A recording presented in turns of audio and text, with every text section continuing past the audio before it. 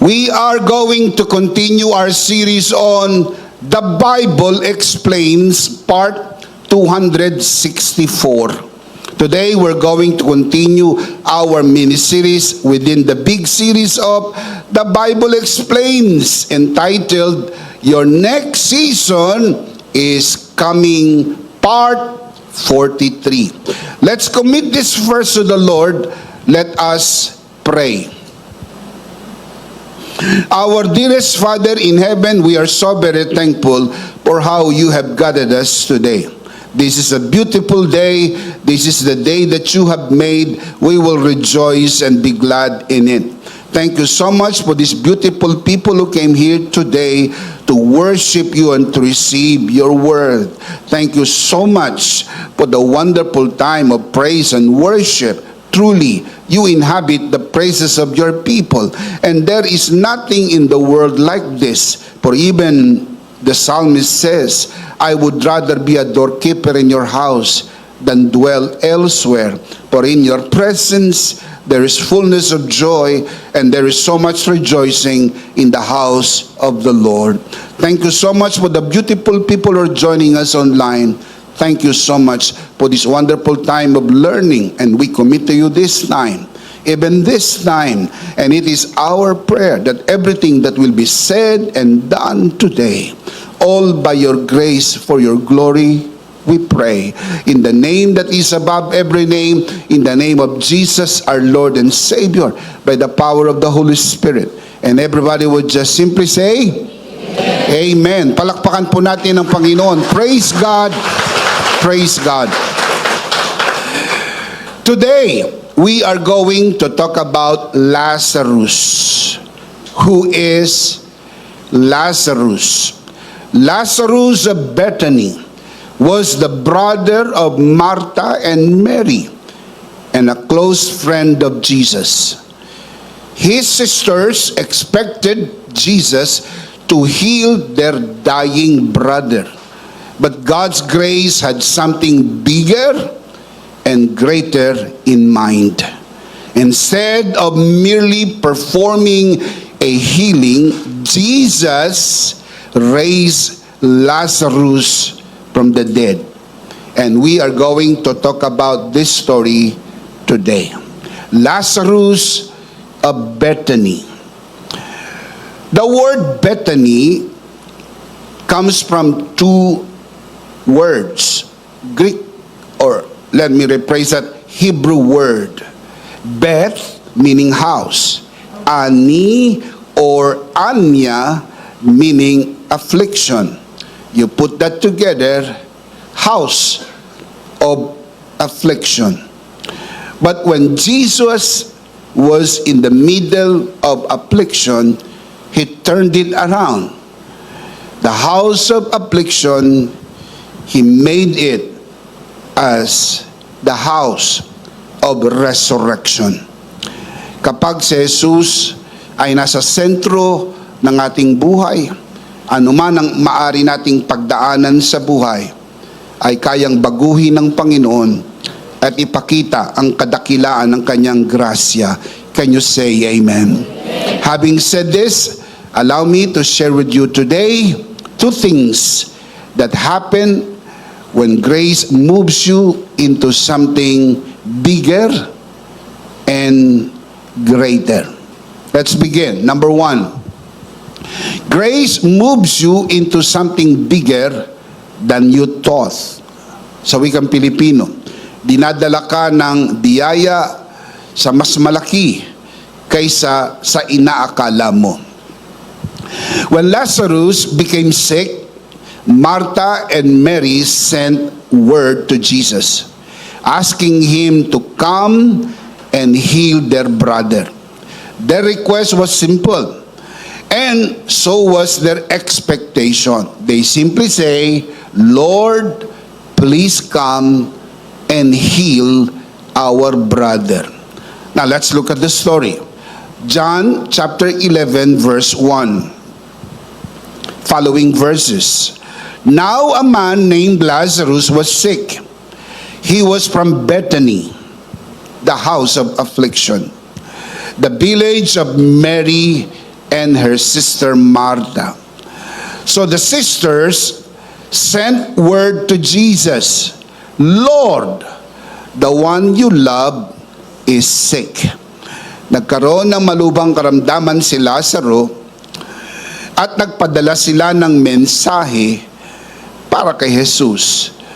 Ang dalawang magkapatid na babae, si Martha at si Maria, at ipinasabi, ang iyong minamahal na kaibigan ay mayroong malubhang karamdaman. Verse 4, when he heard this, Jesus said, this sickness will not end in death. No, it is for God's glory, so that God's Son may be glorified through it. Nang marinig niya ang pasabi na mayroong sakit ang kanyang minamahal na kaibigan, ang wika ng Panginoon, wala namang dapat ipag-alala dahil ang sakit na ito ay hindi hahantong sa kamatayan.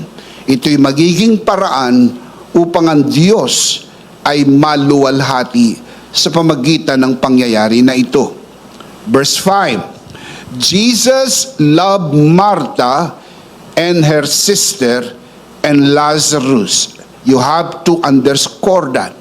Ang tatlong magkakapatid po na ito ay hindi lamang po miyembro. Ang tatlong magkakapatid po na ito ay supporters ni Jesus. Financially, materially, relationally.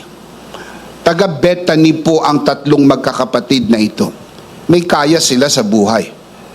At sa tuwing ang Panginoon ay nasa Jerusalem, siya po'y natutulog sa Bethany. Dahil ang layo ng Jerusalem sa Bethany ay humigit kumulang 3 kilometro lamang. At ito'y nilalakad lang po nila nang mayroong 30 minuto.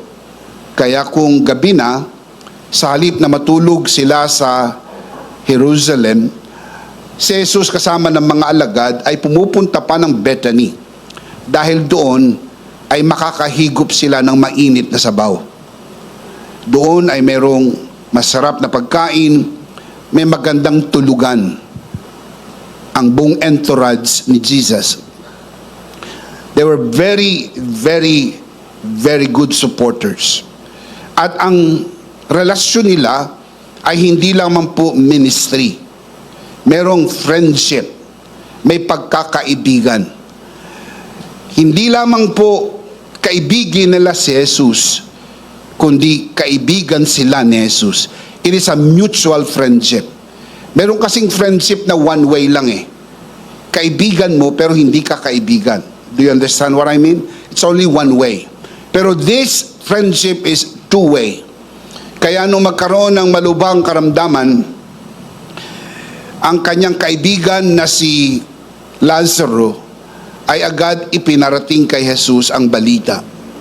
So inaasahan ng magkakapatid na kukunin ni Jesus ang pinakamabilis na biyahe papunta sa Bethany to be with his BFF, to be with his friend.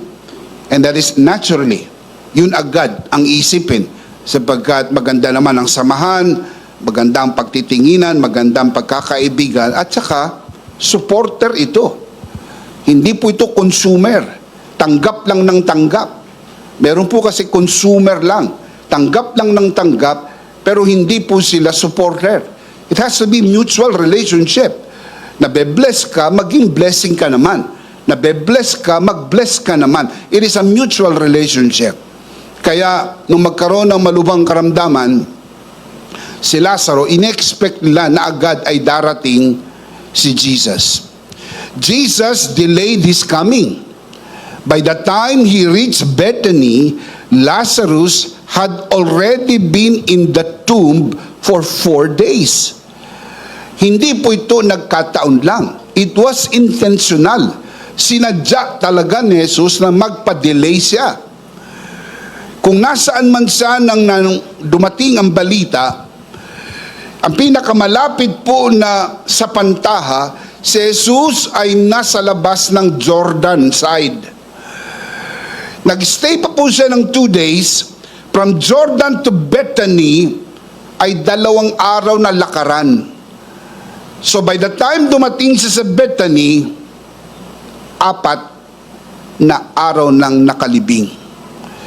And come to think, kung agad pumunta po siya, 2 araw nang nakalibing.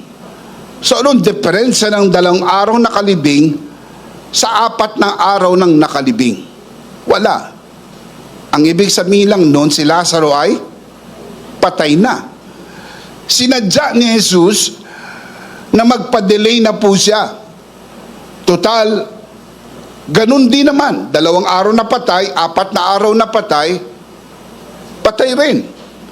Kaya nung dumating siya, 4 na araw nang nakalibing si Lazaro. From a human perspective, the opportunity for healing had passed. Ayun lang naman ang hinihiling talaga nung magkapatid na Marta at Maria na pagalingin. In fact, hindi naman kailangan pumunta agad ni Jesus sa Bethany para gumaling si Lazaro. Sapagkat alam nyo na may kwento sa Bible na yun pong kasambahay nung senturyon, kung natatandaan ninyo, na nakiusap din para sa kagalingan ng kanyang kasambahay, ay pinagbigyan ng Panginoon sa pamagitan lang ng pagsasalita. At nung sabihin niya na ang iyong kasambahay ay magaling na, right there and then, 25 miles away, nang dumating pong centurion sa kanyang bahay, ay magaling na ang kanyang kasambahay. Mga kapatid, Jesus could have spoke the word, pero He did not. Intentionally, sinadya po na magpa-delay siya ng 2 days and another 2 days ng travel, kaya by the time He reached Bethany, 4 days nang nakalibing si Lazarus. Martha and Mary believed Jesus could have prevented Lazarus' death if He had arrived sooner. Yun ang paniwala ng magkapatid, na kung dumating lang siya, ay hindi namatay ang kanilang kapatid. Yet, what the 2 sisters viewed as a painful delay was actually God's preparation for something bigger than they had thought. Di natin kasi alam kung ano nasa isip ng Diyos. Kumisan nga, hindi rin natin alam kung ano nasa isip natin, isip pa ng Diyos. Kaya hindi natin alam what's going on. And the Bible tells us that God's mind is so much bigger than our mind. Even the Bible affirms the fact that my thoughts are not your thoughts. My ways are not your ways, declares the Lord. For as the heavens are higher than the earth, so my ways and my thoughts are higher than yours. Isaiah chapter 55, verse 8 and 9. That is very clear in the scripture. Di natin maarok ang lalim ng kaisipan ng Diyos. With our limited peanut brain, how can we understand? Sometimes we ask God to explain.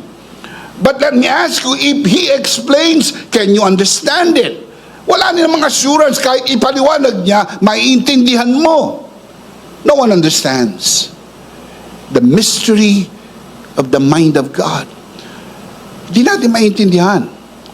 But we can trust His heart na kahit anong mangyari, mananatiling mabuti ang Diyos sa lahat ng panahon. Amen. God is good all the time. We may not understand it, but we can believe that God is good all the time. He has something in mind bigger than we thought. Merong nasa isip niya na mas malaki kaysa inaakala po natin. So, let's walk through the story. Babasahin natin yung highlight ng story. Because I believe many of you, maybe not all of you, are so familiar with the story. Some At many of you already know the story, pero I am presupposing na meron po, lalo hindi naman po nagbabasa ng Biblia o kaya hindi pa narinig ang sermon tungkol kay Lazarus, ay hindi sila familiar sa kwento na ito. So, let's just walk through the story. John chapter 11, verse 11, following verses. We're not going to read the whole story, just the highlight. After he had said this, he went on to tell them, he was talking to his disciples, our friend Lazarus has fallen asleep, but I am going there to wake him up. Verse 12, his disciples replied, Lord, if he sleeps, he will get better. Jesus had been speaking of his death, but his disciples thought he meant natural sleep. So sinabi ni Jesus, ang ating kaibigang si Lazaro, our friend, ang ating kaibigan na si Lazaro ay nakatulog. Pupuntahan ko at gigisingin ko. Sumagot ang mga alagad, Lord, huwag na nating abalahin. Kung may sakit at nakatulog, hayaan nyo na siyang makatulog para siya ay lumakas, gumaling at lumakas. Eh hindi naintindihan ng mga alagad nang tinutukoy na Jesus na pagkatulog ay kamatayan. So hindi nila nag-get. Ay, minsan may ganyan kayong kausap, di ba? Yan po tinatawag na Tuesday group. Ngayon mo kausap, nung Tuesday pa naintindihan. Medyo nagbabaper ba? Mabagal mag-pick up. Hindi nila maintindihan. So anong ginawa ni Jesus? Look at verse 14. So, then he told them plainly, Lazarus is dead. Oh, malinaw na. Kanina, sabi ko, si Lazaro nakatulog. Di nila naintindihan. Sabi niya, okay, linawin ko, si Jesus ay, sabi ni Jesus, si Lazaro ay dead na. Si Lazaro ay patay na. For your sake, Jesus said, I am glad I was not there so that you may believe, but let us go to him. Sabi niya, natutuwa ako na wala ako doon nung mangyari yon. Can you imagine those kind of words? Na kapag nakarating doon sa magkapatid, naunawaan niyo kung anong dating sa kanila? Di ba kung minsan may mga sinasabi ka na hindi yun ang pakahulugan mo, pero mantakin mo, let's just play with this, no? Sa isip lang natin. Narinig ko sinabi nga ni Jesus, mabuti na lang wala siya nung namatay si Lazaro Ba't ganun? Sa kabila ng lahat ng aming ginawa, sa kabila ng lahat ng aming support, nagbibigay kami ng offering, naglilingkod kami, umulan, kumulog, kubidlat, bumaha, supporter kami. At tapos sinabi pa niya na, buti na lang wala ako nung mamatay si Lazaro. Na hindi nila naiintindihan. That is why you have to get the context of the words. Hindi yun yung ibig niya sabihin. Ang sabi niya, I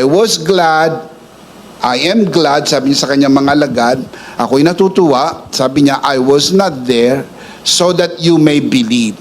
So he had something bigger than they thought. Sa isip ni Jesus, may mas malaki kaysa sa healing. Sa isip ni Jesus, may mangyayaring mas malaki kaysa sa inaakala ng mga tao, inaakala ng magkapatid. Kaya sabi niya, halika na, let us go to him. So what happened next? Let's jump to verse 17. On his arrival, Jesus found that Lazarus had already been in the tomb for how many days? 4 days. Let's jump to verse 20. When Martha heard that Jesus was coming, she went out to meet him, but Mary stayed at home. Dumating si Jesus, ang lumabas lang ay si Martha, hindi lumabas si Mary. Well, naiintindihan ninyo. Hindi naman masama yung parang nagtatampo ka lang. May konting tampo. Naiintindihan nyo po, ibig ko sabihin. Hindi siya sumalubong, hindi siya lumabas ng bahay, si Martha ang lumabas at sinalubong si Jesus. Si Maria, nagstay lang sa bahay. Kahit alam niya na na dumating si Jesus. Nagtatampo sapagkat sa isip nila, kung tinuring mo kaming kaibigan, itinuring ka naming kaibigan, kung tinuring mo kaming kaibigan, dapat sana nandito ka nung may sakit ang kapatid ko. At kung nandito ka lang, hindi sana namatay ang kapatid namin. Verse 21, Lord, Martha said to Jesus, if you had been here, my brother would not have died. You see?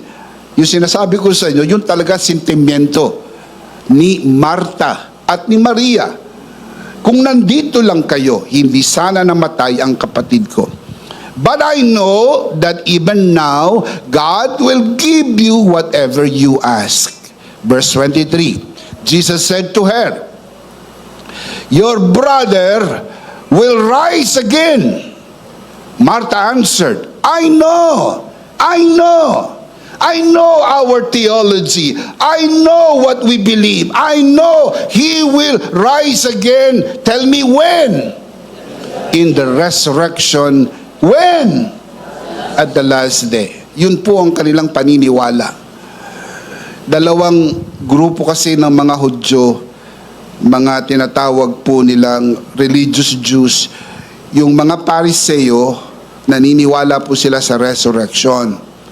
Yung isang grupo, Sadduceo or Sadducees, hindi sila naniniwala sa resurrection. Pag namatay, tapos na. Ang tawag sa kanila, Sadduceo. Kaya sila sad. Sad. Kasi walang resurrection. Pero yung mga Pharisees, naniniwala, merong resurrection. So, itong si Martha at si Maria ay kasama doon sa grupo na naniniwalang merong resurrection. Si Jesus ay naniniwalang merong resurrection. Sabi niya, your brother will rise again. Martha answered, I know he will rise again in the resurrection. And when is the resurrection? At the last day. Verse 25, Jesus said to her, I am the resurrection and the life. He who believes in me will live, even though he dies. And whoever lives and believes in me will never die. Then he asked the question, do you believe? I am the resurrection and the life. Ego, emi, he, anastasis, he, zoe. I am the resurrection and the life. Pinaniniwalaan mo ba ito? Do you believe? He asked, do you believe? Look at the next verse, verse 27. Yes, Lord, she told him, I believe that you are the Christ. You are the Yeshua HaMashiach. You are Jesus the Messiah, the Son of God who was to come into the world. Naniniwala po ako na ikaw ang Kristo, ikaw ang Mesyas, ikaw ang anak ng Diyos, ikaw ang sugo na naparito sa mundo na ito. After this, ang ginawa ni Martha, bumalik na po siya doon sa bahay para tawagin si Maria. Verse 29, when Mary heard this, she got up quickly and went to him. Pumunta rin. Pero hinanap muna siya, nasaan ang kapatid mo? So nung hinanap siya ni Jesus, dali-dali rin po siyang tumakbong palabas at sumalubong kay Jesus. Now let's jump to verse 32. When Mary reached the place where Jesus was and saw him, she fell at his feet and said, look what she said. She said, Lord, if you had been here, my brother would not have died. Parehas din ba sa sinabi ni Martha? Parehas sa kanilang sentimiento. I'm sure. Yun ang kanilang pinag-uusapan. Yun ang kanilang pinag-uusapan. Nagpapahinaan sila sa isa't isa. See? Minsan dapat ang kausap mo yung magpapalakas sa iyo eh.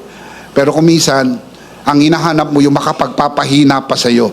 Kaya meron ka ng pinagdadaanan, tapos makakausap mo pa yung taong imbis na i-encourage ka, palakasin ka, lalo ka pang papahinain. Hindi dumating says, oo nga hindi nga dumating Oo nga. Kung dumating yon, hindi namatay ang kapatid mo. Kung dumating yon, hindi namatay ang kapatid natin. Ba't kaya hindi siya dumating? Pero gabi-gabi naman dumarating, dito kumakain. Gabi-gabi naman dumarating, dito natutulog. Ba't kaya yung pastor natin hindi dumating? Pero pag birthday, nandyan.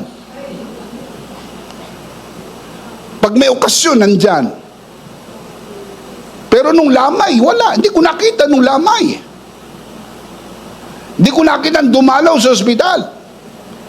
Pero kapag may birthday, kahit hindi imbitado, pumupunta. Things like that. Alam niyo po yung mga naturalesa ng tao na kapag nasasaktan ka na, pag na-hurt ka, lumalabas po yung mga sentimiento. Natural po yun. It is just the natural in us. Kaya sabi ni Maria, kung nandito lang kayo, hindi namatay ang kapatid ko. Verse 33. When Jesus saw her weeping, and the Jews who had come along with her also weeping, he was deeply moved in spirit and troubled. Verse 34. Where have you laid him? He asked. Come and see. Lord, they replied. And the shortest verse in the Bible, John 11:35. Can we read that? One more time. That is the shortest verse in the Bible. At least if you can memorize that, you have a memory verse. John 11:35, Jesus wept. Let's say it again. John 11:35. Jesus wept. Please remember it the rest of your life. That is the shortest verse in the Bible. What happened? Let's jump to verse 38. Jesus, once more deeply moved, came to the tomb.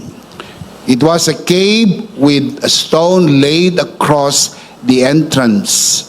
Verse 39. Take away the stone, he said. But Lord, sumagot si Martha, but Lord, said Martha, the sister of the dead man, by this time there is a bad odor, for he has been there for how many days? 4 days. 4 days. We have to understand the science of it. Kapag namatay po ang tao, magaganap po ang tinatawag na autolysis. Autolysis. 2 words. Auto, automatic, lysis, it is the decomposition. Autolysis, science call it autolysis in the first 2 hours. Pag namatay po, autolysis, magsisimulang mag-decompose. First 2 hours hanggang 72 hours. And on the 4th day, ang tawag po ng science ay putrefaction. Dito na po lumalabas ang unbearable odor. Hindi na ho kakayanin ang amoy na ito. On the 4th day. Kasi nagkakaroon na po ng tinatawag na pagkabulok ng katawan. Nagsisimula po yan sa loob, papalabas. 4 na araw na po. That is practically around 96 hours na napatay. And sabi ni Martha, wag na po, sapagkat 4 na araw na siyang patay. Meron na pong amoy. At doon sa lugar po nila, sa Bethany, it's a very warm place. Kaya mas mabilis po ang decomposition at yung pong odor na yan ay kakalat po sa buong kapaligiran. Kaya wag na. Ang sabi, wag na. But Lord, said Martha, the sister of the dead man, by this time, the odor is bad, for he has been there for how many days? 4 days already. Verse 40. Then Jesus said, he was talking to Martha, did I not tell you, if you believe, you would see the glory of God? Sabi niya, Di ba sabi ko sa iyo, did I not tell you, if you believe, you would see the glory of God. If you believe, you will see miracles. If you believe, you would see healing. If you believe, you would see intervention. You would see participation. You would see provision. But we must believe, because it only happens to those who. My question to you is, do you believe? Come on, do you believe? How many believers we have today? Do you believe? Everybody say, I believe. The Bible says, all things are possible to them that believe. Sa mga naniniwala. Kaya tinanong niya si Martha, do you believe? Because it only happens to those who believe. Remember, Jesus said, ego eimi, he anastasis, kai he zoe. I am the resurrection and the life. Ang sabi mo, your brother will live in the resurrection at the last day. That is what you said. Di ba sabi niya kanina, sabi ni Martha, I know my brother will live in the resurrection at the last day. Martha, look at my eyes. I am the resurrection. The resurrection will happen at the last day. And what will happen in the last day is standing right before you. I am the resurrection. Yung sinasabi mong resurrection na mangyayari, ako yun. I am the resurrection. Mga kapatid, ang kayang mangyari ng 5 taon pa, 10 taon pa, ay kayang gawin ng Panginoon ngayon dahil walang imposible sa ating Panginoon.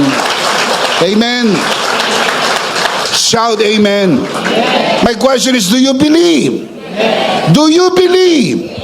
Everybody say, I believe. Because it only happens to those who? Taas ang kamay ng naniniwala. Palakpakan natin ang Panginoon. Malakas. Praise God. And the rest is history. Before a crowd of witnesses, Jesus called Lazarus out of the tomb. And the man who had been dead for 4 days walked out alive. Tumayo si Jesus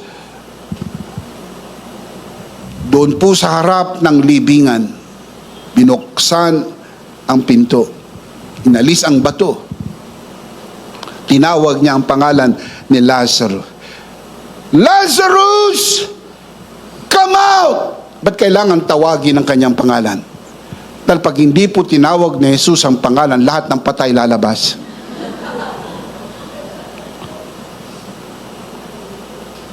Sa kapangyarihan ni Jesus bilang muling pagkabuhay, lahat ng patay lalabas. Sabi ni Jesus, hindi pa para sa inyo, kay Lazaro lang muna. And Lazarus came out of the tomb. Benda-benda pa po siya. Alam niyo nung unang panahon, di ba? Binebenda, minamami. Yung patay, minamami. Tapos, inihiga po yan sa siopaw. Kaya lumabas po siya na benda-benda. Daming white cloth. Ang sabi ng Panginoon, loose him and let him go. Mga kapatid, walang hindi kayang gawin ng ating Panginoon. Palakpakan natin ang Panginoon. Amen. Praise God.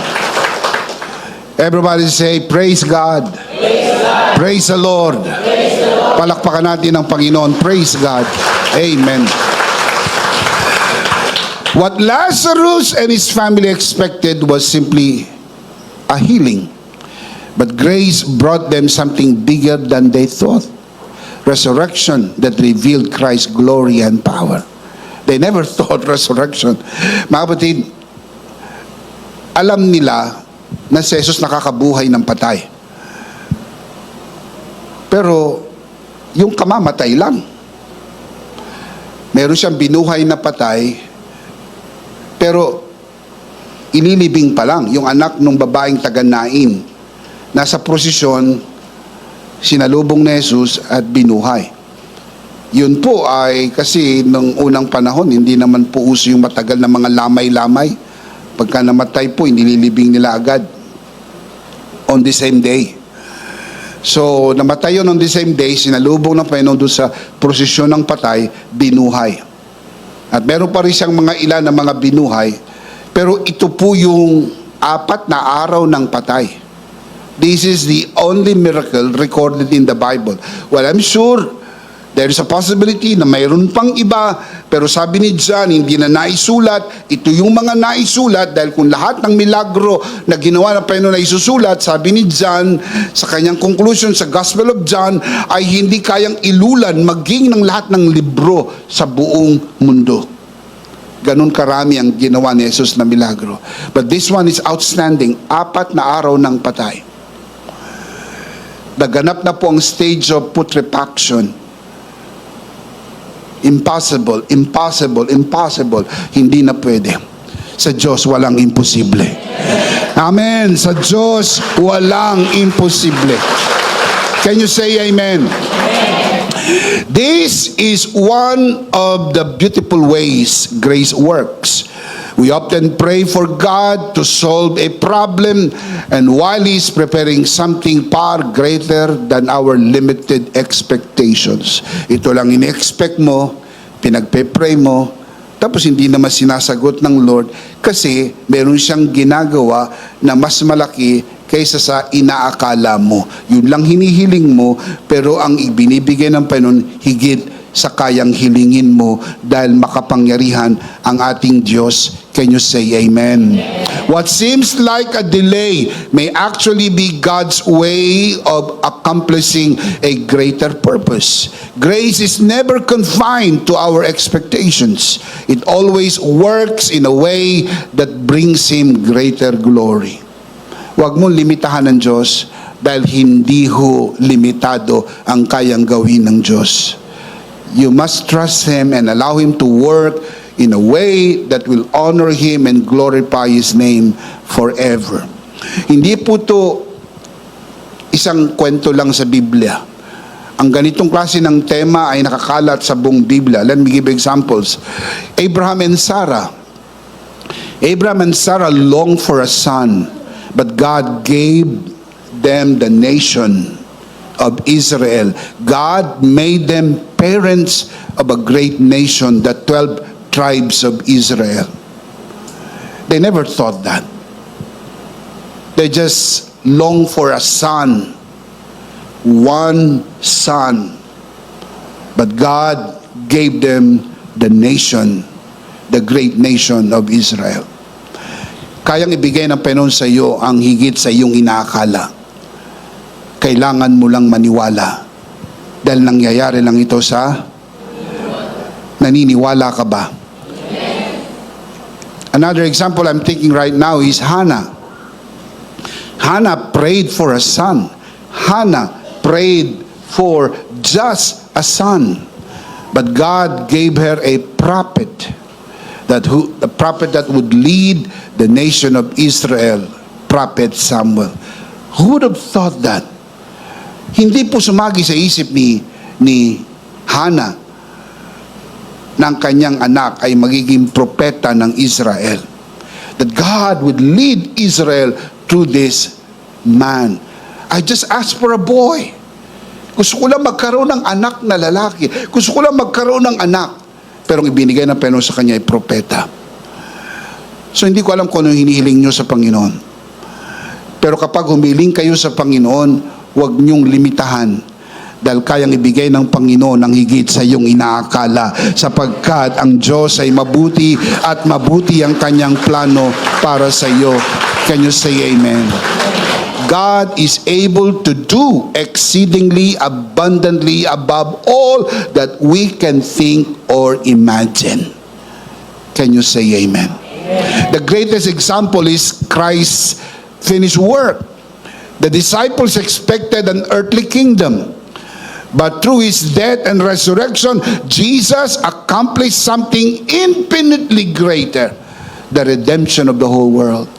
Madalas tinatanong ng mga alagad, kailan itatayo ang kaharian? Ngayon na ba itatayo ang kaharian? Ang kaisipan ng mga alagad ay tungkol sa earthly kingdom of Israel.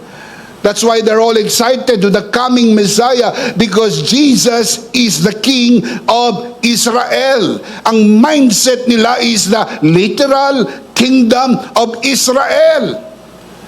But God, in His mind, is so much bigger than the literal kingdom of Israel, because God's plan is to save the whole world. For God so loved the world that He gave His only begotten Son, that whoever believes in Him should not perish but have. Palakpakan natin ang Panginoon. Mahal ng Panginoon ang buong mundo. Praise God. Practically speaking, trust God's timing even when it differs from your expectations. And do not allow temporary delays to weaken your faith. Huwag manghina. Huwag mapanghinaan ng loob. Huwag mapanghinaan ng paniniwala. Hindi nangyari ngayon, hindi na mangyayari. Hindi pa nangyayari, ay hindi na nga mangyayari. May mga delays, but delays are not denials. Di ba sumagi sa isip mo na kaya nadi-delay, dapat ay sapagkat meron po siyang inihanda na mas malaki kaysa sa inaakala mo. Katulad din po na nangyari sa kwento ni Lazarus at magkapatid na Martha at Maria. You have to keep that in your mind. Instead, believe that His grace is preparing something bigger than you thought. Number one, grace moves you into something bigger than you thought. Number two, I'm starting to close. Grace moves you into greater impact. Grace moves you into greater impact. Sa Tagalog, dinadala ka ng biyaya sa mas malakas na impact sa buhay ng mga tao. Hindi natin alam kung ano magiging impact, pero magugulat ka, napakalaki ng impact kaysa sa inaakala mo. Raising Lazarus was not the end of God's work in his life, but the beginning of a greater purpose. Jesus did more than restore him to life. He made him a living testimony of His resurrection power. Hindi lang siya basta binuhay, pagkatapos wala lang. Pagkatapos siyang buhayin muli, mula sa 4 na araw na kamatayan, meron pong mas malaking layunin kaysa inaakala natin. After the miracle, after the resurrection of Lazarus, many people came to see Lazarus, and because of him, what happened? Many believed in Jesus. Siya po ay naging buhay na patotoo ng kapangyarihan, ng kadakilaan, ng kalawalatian ng Panginoong Jesus. The same man who had once lain helpless and hopeless in a tomb now pointed countless others to the Savior. Amazing, isn't it? Look at the story. John chapter 12 verse 9. Meanwhile, a large crowd of Jews found out that Jesus was there, referring to Bethany, and came. Not only because of him, but also to see who? Lazarus, whom he had raised from the dead. Naging headline, naging talk of the town, naging trending, kumbaga sa social media, trending. Ang Bethany naging tourist spot. All roads lead to Bethany. Lahat gustong pumunta sa Bethany. Tignan natin, tignan natin, tignan natin. Imagine, ngayon ka lang makakakita sa buong buhay mo na 4 na araw ng patay na buhay. Sinong hindi gustong makita ito? Hindi ba? Pagka ganyan gusto mo makita ito, you want to see this. You want to see, is this real? Totoo ba to? Totoo ba to? So para malaman mong totoo, kailangan mong puntahan. Kailangan mong makita. Gusto mong malaman kung totoo, baka hologram lang to. Gusto mong hawakan? Totoo ba? Ikaw ba talaga yan? Lazaro, ikaw ba yan? Siguro gusto mong tanungin, nasaan ka nung 4 na araw? Di ba? Gusto mong interview, nasaan ka? Anong feeling ng 4 na araw ng patay? Anong feeling na ngayon ay nabuhay ka? Nako, sigurado, siya po ang tampulan ng pag-uusap. Lahat ng mga vloggers nandoon. Sigurado. Ba, kung nandun si Kuya Joseph, nandun din yan. Vlogger yan eh. Siguradong nandun sila lahat. Gusto nilang malaman, binablog nila yan. Tinitignan nila, word of mouth, kwento. Kumalat sa buong Israel ang kwento na ito. Si Lazaro, 4 na araw ng patay ay nabuhay. Verse 10. So, the chief priest made plans to kill Lazarus as well. Kita mo nga naman binuhay ni Jesus, gustong patayin ng relihiyon. Nagplano ang mga chief priest, patayin si Lazaro. Binuhay ni Jesus, gustong patayin ng relihiyon. Ganyan ang religion. Mapapansin po ninyo kapag religion, they do not like what Jesus is doing. Ayaw nila ng grasya, ayaw nila ng mabuting balita, gusto lang nila yung religion po nila, and then makikita mo na hindi po tumutugma doon sa ginawa ni Jesus. Gusto nilang patayin si Lazaro. And then look at verse 11. For on account of him, many of the Jews were going over to Jesus and putting their faith in him. Alam niyo kung bakit nagagalit ang religion? Nag-alisa na doon sa religion nila, naglipatan kay Jesus. Kaya nagalit ang religion. Umaalis sa kanilang simbahan, umaalis sa kanilang religion, pumupunta kay Jesus. Bakit? Si Jesus po hindi religion. Ang biyaya po hindi religion. Kaya hindi natin sinasabi, sumapi kayo sa amin, umanib kayo sa amin.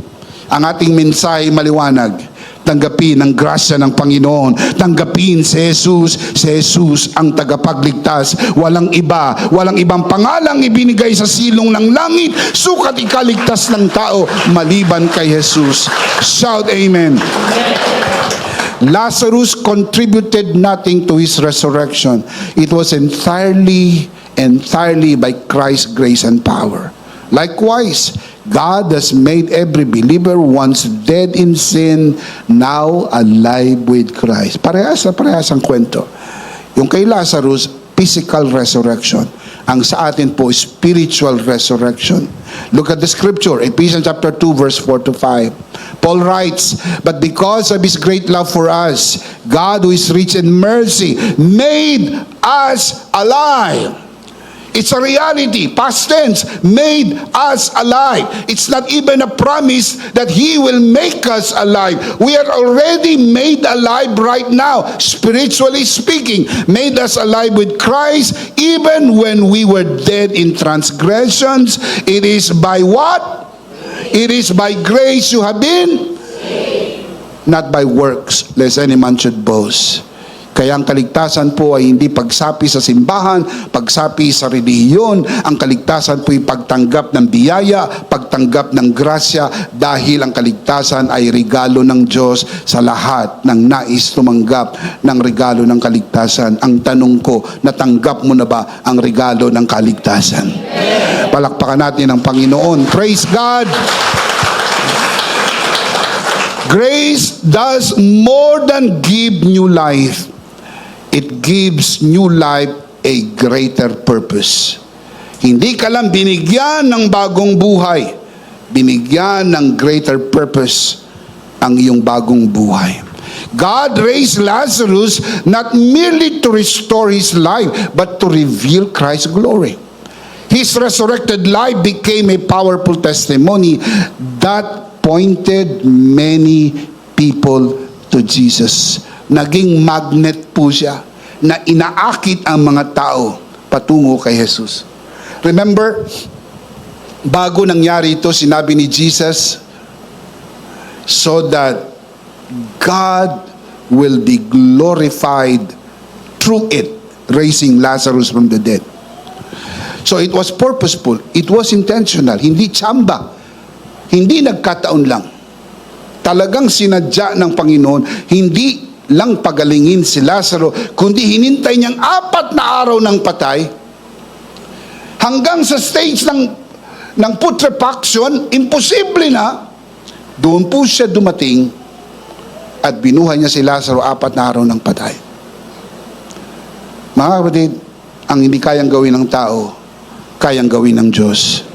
At kapag ang Diyos ang gumawa, dapat sa Diyos ang kapurihan, sa Diyos ang kalulatian, sa Diyos ang karangalan. Can you say amen? The same grace is at work in every believer today. Kung ikaw ay mananampalataya, ang biyayang yan ay gumagana na sa atin. Christ has called us from spiritual death into His resurrection life. Not only to bless us, but more importantly, to point people to Jesus. Our lives become powerful testimonies of His transforming grace. Ang pinaka-ultimatum na dahilan kung bakit nandito pa rin tayo at wala pa sa langit ay upang akayin ang tao patungo kay Jesus. And if you are not serving that purpose, you might as well go to heaven. Because that is the only reason why we are here.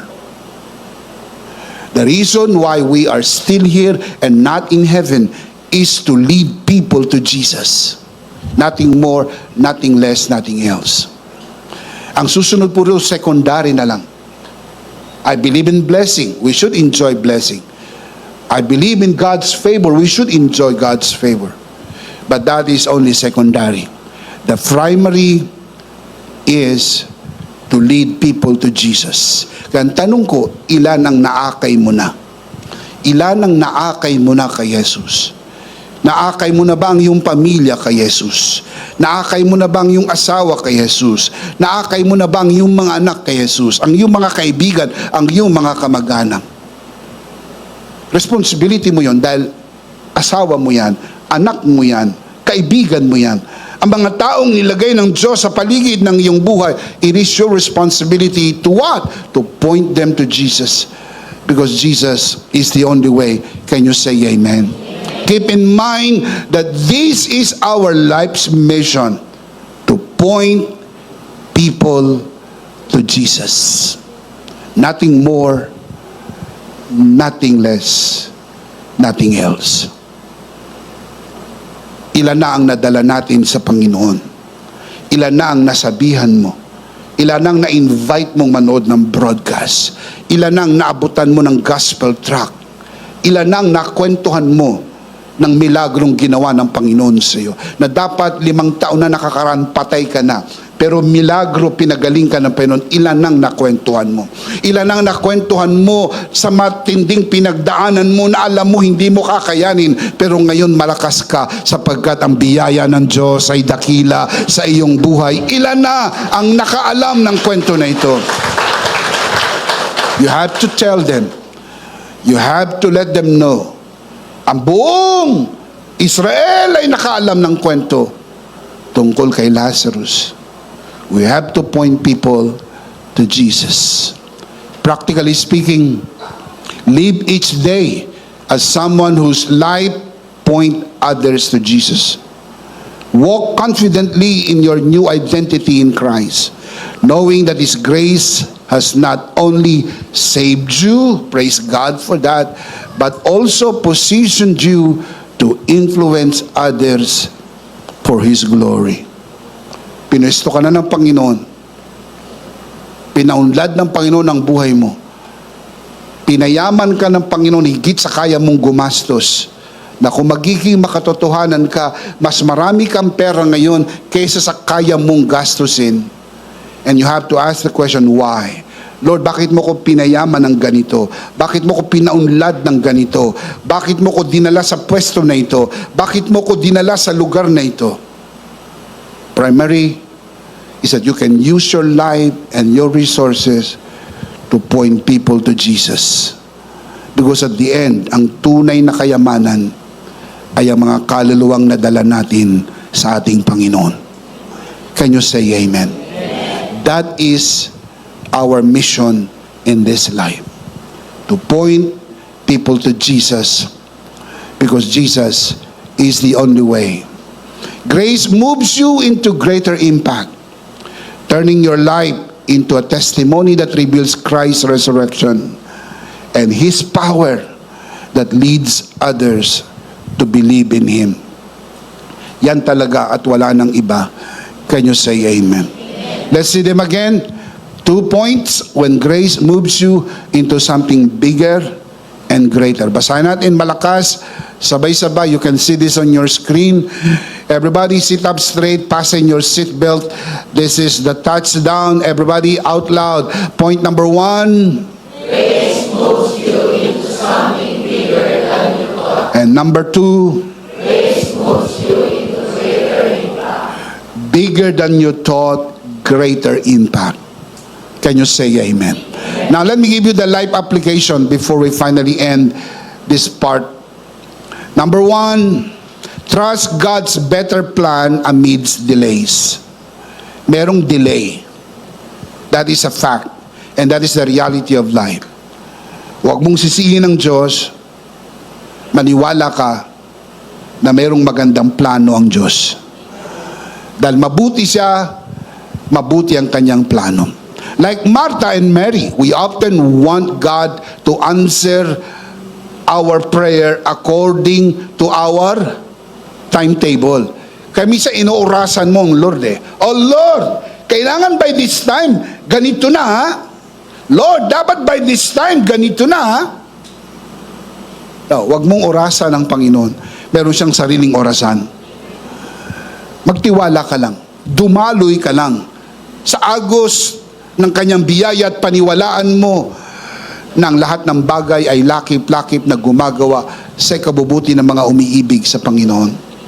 The story of Lazarus reminds us that God's delays are never His denials. Tandaan niyo po ito sa inyong puso. Hindi ipagkakait ng Panginoon ang mabuti para sa iyo. Pag hindi napa sa iyo, hindi sa iyo. Tandaan niyo po yan. Huwag mo sabihin, kinuha niya yung promotion ko. Hindi para sa iyo yun. Dahil kung para sa iyo yun, iingatan ng Lord ang promotion na yan para sa iyo. Kinuha niya yung kontrata ko. Dapat akin yung kontrata na yan eh. Pero, grabe, nilandi-landi niya yung boss. Dapat sa akin. Napunta sa kanya. Landi talaga yan eh. O, galit ka na. Masama na ang loob mo. Pero ang totoo, kaya hindi napunta sa iyan, dahil hindi yan para sa iyo. Paano naman mapupunta sa iyo? Hindi naman nakapangalan sa iyo. Pero ilagay mo sa iyong puso ito. Kapag ka ang parcel ay nakapangalan sa iyo, at hindi mapupunta sa kapitbahay mo, may balita ako sa iyo, pinadala na ang parcel mo.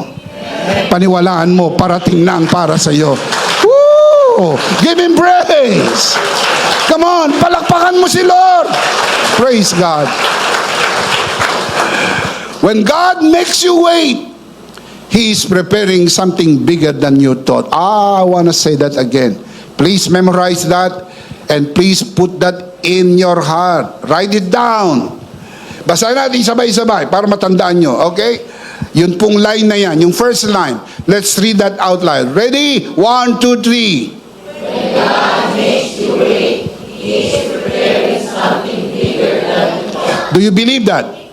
Taas sa kamay ng naniniwala. Amen. Palakpakan natin ang Panginoon. Praise God.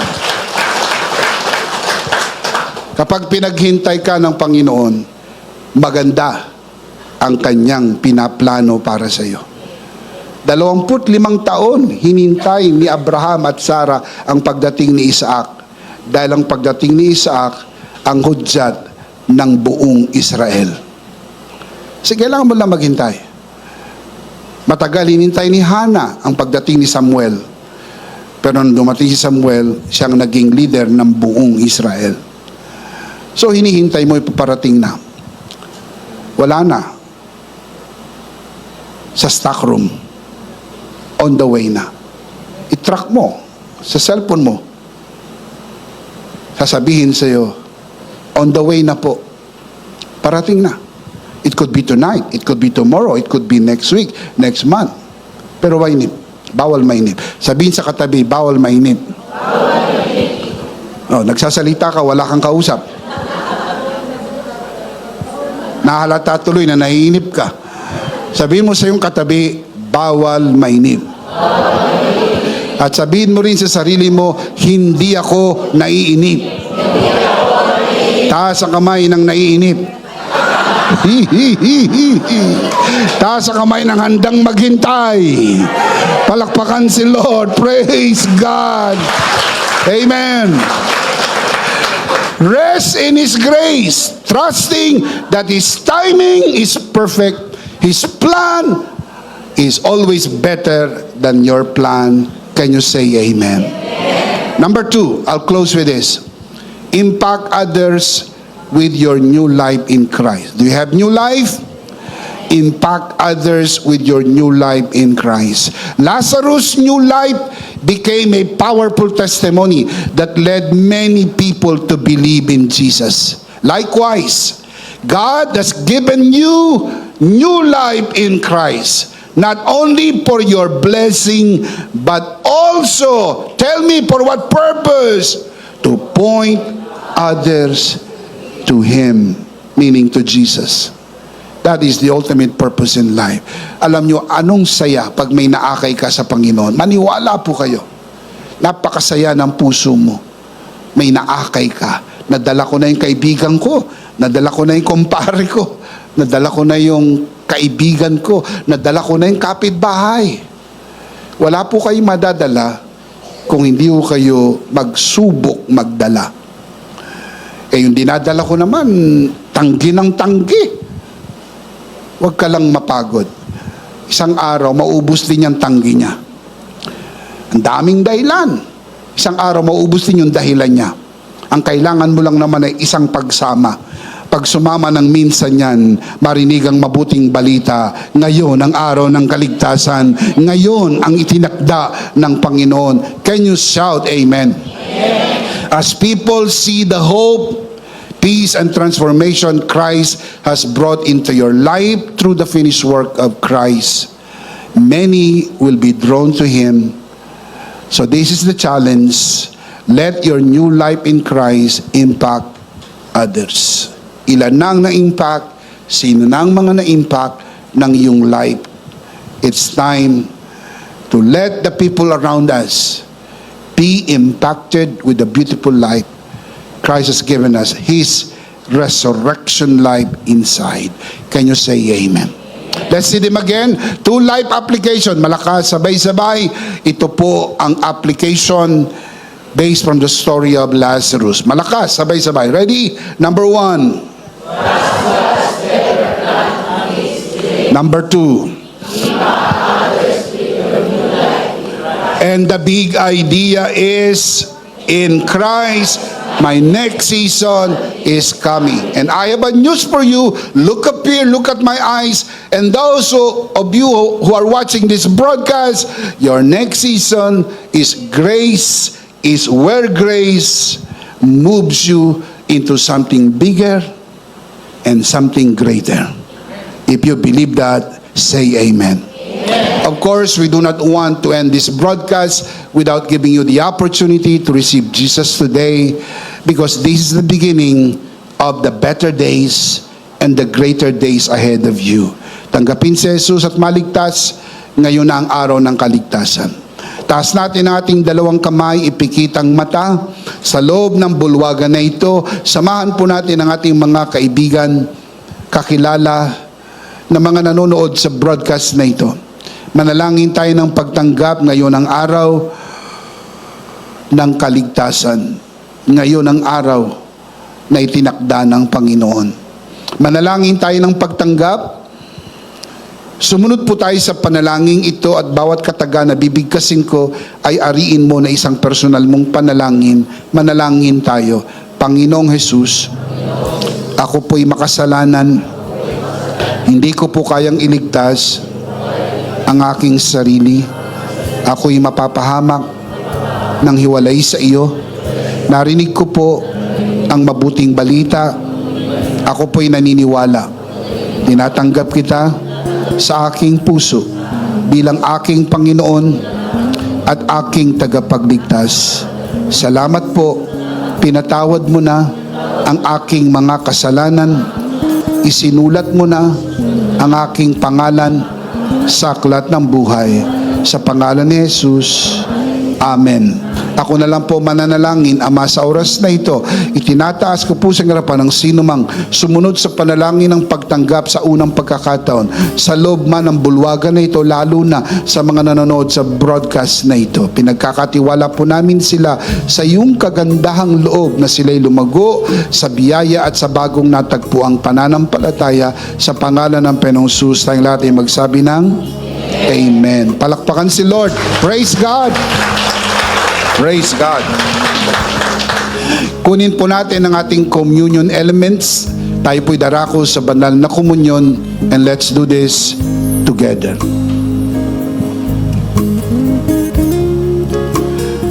Alright, let's do this together, mga kabiyaya.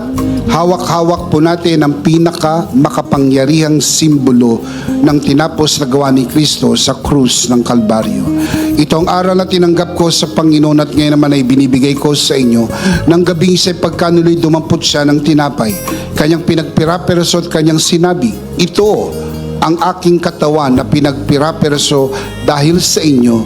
Gawin nyo to bilang pag-alaala sa akin. Sabay-sabay po natin gawin.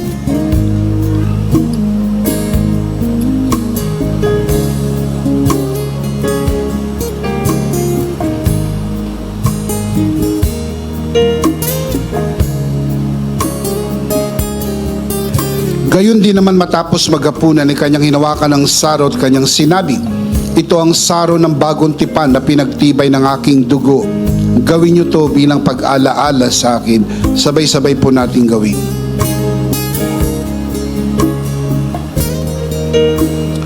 Ate po itaas ang ating dalawang kamay at sumunod po tayo sa panalangin na ito. Aming Ama, maraming salamat po sa aming Panginoong Hesukristo.